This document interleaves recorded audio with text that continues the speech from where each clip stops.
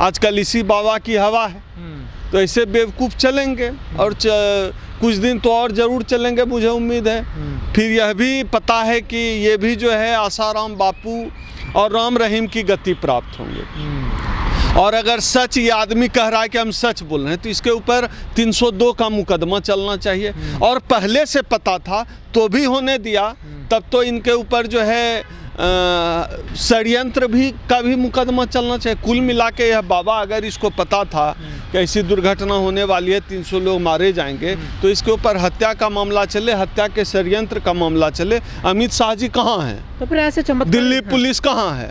गिरफ्तार करे, पता करे, इसको 3rd डिग्री दे के पूछे इस पगलेट बाबा से कि तुमको पता था तो बताए क्यों नहीं। कुछ भी बोल सकता है, ये जेल नहीं, ये पागल खाने के लायक है ये बाबा। इसको पागल खाने में डालना चाहिए। उस व्यक्ति को इतनी भी समझ नहीं है, इतनी भी संवेदनशीलता नहीं है कि 300 लोग मारे गए और तुम कह रहे हो कि मुझे पता था कि लोग मारे जाएंगे, दुर्घटना होगी। कम से कम इतनी संवेदना तो बड़ा से जो बड़ा अपराधी है उसके अंदर भी इतनी संवेदना होनी चाहिए कि इस तरह की घटिया बातें नहीं करनी चाहिए। अब बड़बोलेपन में बोल रहे हैं, क्यों नहीं बोलें भला? उनको तो सह है, जिसका ड्राइवर जो है सत्तारूढ़ पार्टी का सांसद जिसका ड्राइवर बन जाए, चपरासी बन के खड़ा रहे हाथ जोड़ कर जिस पार्टी के सांसद और मंत्री जिसके सामने, तो वो तो कुछ भी बोल सकता है, बोलने की छूट है। उसके हिसाब से तो देश में हिंदू राष्ट्र है, मनु राष्ट्र है, तो मनु राष्ट्र और हिंदू राष्ट्र में ब्राह्मण तो बोल ही सकता है ना कुछ भी। तो ब्राह्मणों को कौन क्या बोलेगा? ब्राह्मणों को बोलने से रोकने पर तो ब्रह्म हत्या का पाप है। चमत्कारी बाबा धीरेन्द्र शास्त्री कह रहे हैं कि हमको पहले से ही पता था कि हादसा होने वाला है, पर हम टाल नहीं सके।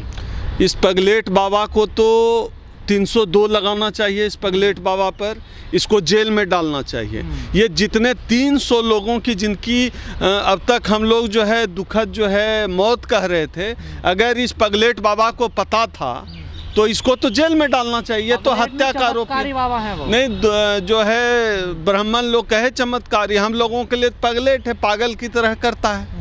अब लोग मारे गए, बेवकूफ़ जो है वो कह रहा है मुझे पता था, महाभारत रामायण की कहानी सुना रहा है। बेवकूफ़ आदमी कब तक लोगों को ये उदाहरण दिया ना, जैसे महाभारत को कृष्ण ने मैं समझ रहा हूँ, मैं नहीं डाल पाया। देखिए नहीं, ये सब जो इसका खेल है ना, ये सारा खेल प्रपंच नौटंकी, ये हम लोग तो कम से कम समझते ही हैं। ये पागल बेवकूफ़ आदमी कब तक पता नहीं लोगों को बेवकूफ़ बनाएगा। खैर बहरहाल इस देश में तो अभी यही चल रहा है। ये क्या है ना कि लोग सवाल उठाने लगे ना, लोग सवाल पूछने लगे। अब इनको पता है कि ज़माना थोड़ा बदल गया है, ज़माना सोशल मीडिया का है। अब आम आदमी भी क्वेश्चन करता है। ये आम आदमी का प्रश्न है कि इतनी बड़ी दुर्घटना हो गई, तुमको सारी दुनिया की भविष्यवाणी है, पहले से क्यों नहीं बताए? तो ये कोई इंटेलेक्चुअल क्वेश्चन नहीं है, कोई ओम सुधा नहीं पूछ रहा है। ये आम जनता का ये सवाल है, आम जनता पूछना चाहती है, आम जनता जानना चाहती है। तो उन्होंने कह दिया मुझे पता है। अब बड़बोलेपन में बोल गए।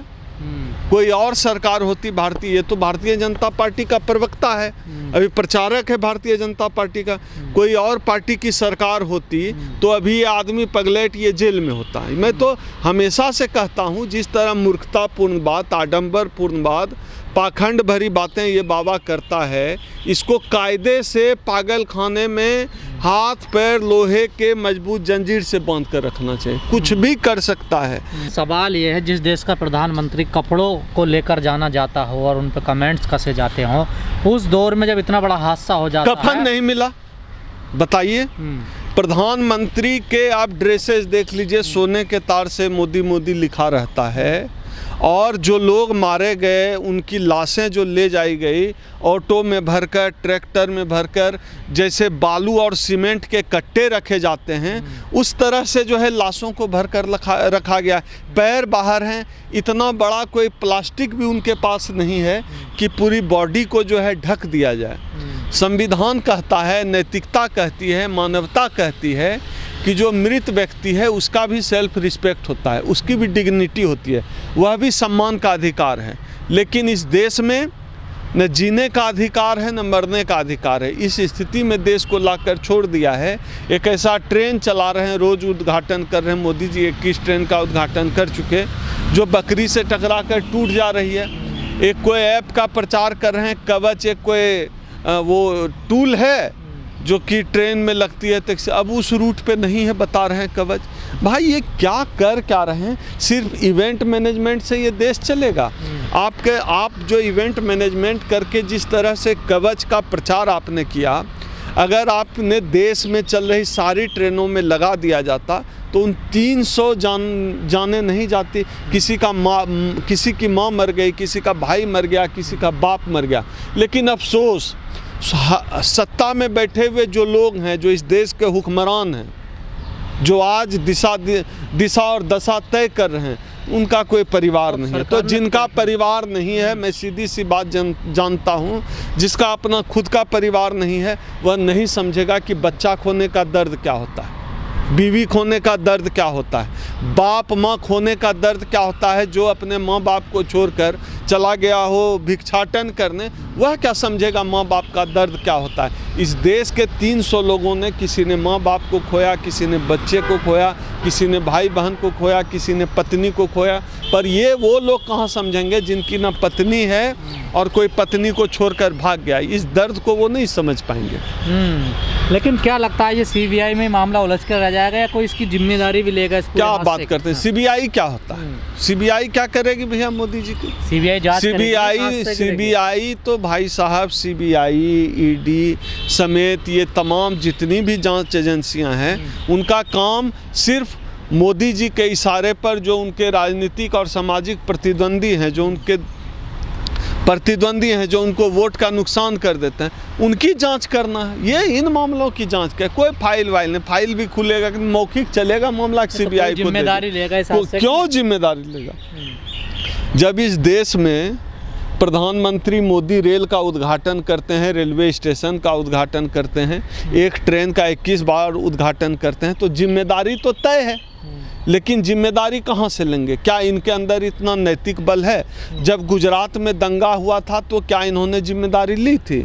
जब गुजरात में दंगा क्या नरसंहार हुआ, उसकी जिम्मेदारी नहीं ली, तो इन लोगों से आप नैतिक बल की उम्मीद नहीं कर सकते। किसी अधिकारी की गलती रही है तो इसमें मोदी जी का क्या दोष है? ट्रेन का उद्घाटन करते हैं मोदी जी, नीति बनाने का काम करते हैं मोदी जी। कोई अधिकारी डीआरएम ही है, उसकी औकात है कि कवच लगा देगा जब तक सरकार से अप्रूव नहीं होगा? तो सरकार की नीति और सरकार की नीयत चीज़ों को तय करती है। सरकार की नीति जनता के खिलाफ है, सरकार की नीयत जनता मर जाए, खो जाए, बर्बाद हो जाए, रसातल में चला जाए। सरकार की नीयत जनता के लिए नहीं है, जनता के खिलाफ है। तो फिर इस सरकार से उम्मीद नहीं कर सकते आप। लेकिन बीजेपी सरकार जो रेल मंत्री है उसका भी इस्तीफा नहीं करवा रही है। अभी तो भाई आप रेल मंत्री का इस्तीफा खोज रहे हैं। जब यह दुर्घटना हुई, पूरा देश पहले यही जानना चाह रहा था कि रेल मंत्री कौन है। सबसे अधिक गूगल पे सर्च हुआ, who is rail minister of India. अब रेल मिनिस्टर कौन है नहीं पता है, आप जो है रेल मंत्री का जो है इस्तीफा खोज रहे हैं। उस बेचारे, उस गरीब ब्राह्मण की क्या गलती है भैया? उसकी क्या गलती है? वो क्या करता है?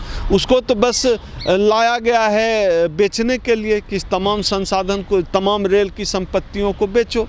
उसका काम थोड़ा ही है रेल चलाना।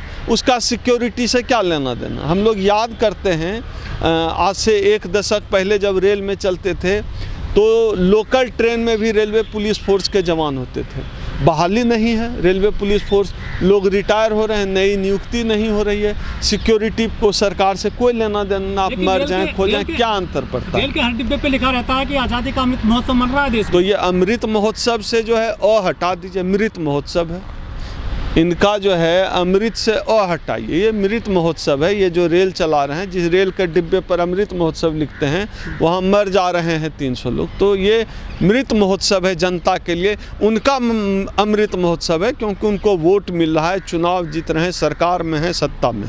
पहले ट्विटर पे खबर चली थी कि जहाँ हादसा हुआ वहाँ पे मस्जिद है, लेकिन बाद में लोगों ने सर्च किया तो सामने मंदिर है बहुत बड़ा जहाँ हादसा हुआ है। देखिए क्या है कि इस देश में इस सरकार और इसके टुटपुंजिए चेले चपाटे, इनके लिए मंदिर मस्जिद से आगे इनको कुछ दिखता नहीं। इनको कोई डेवलपमेंट का काम नहीं करना है। इनको जो है तमाम जितने भी पब्लिक वेलफेयर के जितने भी काम थे पूरे देश में रोक दिए गए हैं। जनता जो है खस्ता हाल है, किसान, छात्र, नौजवान, देश का हर नागरिक परेशान है। कभी नोटों की लाइन में लगा दिया, कभी जीएसटी भरने पर छोटे बड़े व्यापारियों की कमर तोड़ दी।